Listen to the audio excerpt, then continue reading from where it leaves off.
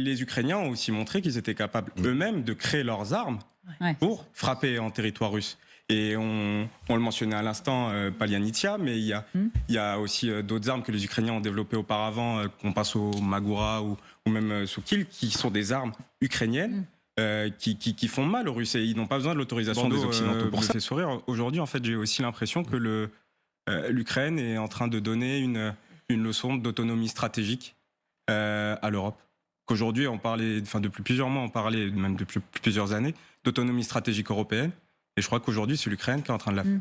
Et je pense que l'Ukraine, avec l'expérience qu'elle va avoir, va être, alors ça je me projette très très loin, va être un de nos principaux concurrents dans les années qui viennent, dans le domaine de l'armement, parce qu'ils vont être moins chers, performants, et ils auront validé leur matériel dans une guerre. Encore une fois, c'est la guerre d'Espagne en 1933. Hein. Arthur, oui. réagir. Oh, je m'interroge quand même moi, sur le terme de concurrent. Je pense que ce sera aussi un partenaire.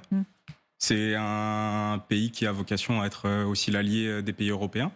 Et notamment on sait que les pays européens doivent mutualiser leur production sur le domaine militaire. Aujourd'hui, on a fait le constat, effectivement, que l'Europe n'était pas prête en capacité de production pour faire face à une guerre de cette ampleur.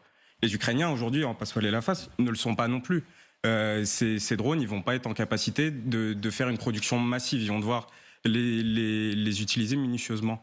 Mais aujourd'hui, les conclusions qu'on peut en tirer, c'est que nous avons tout intérêt à travailler cette production commune avec les Ukrainiens. Ils vont pouvoir produire une partie effectivement en Ukraine, mais il faut aussi délocaliser cette production, pourquoi pas en Pologne, etc., dans les territoires frontaliers.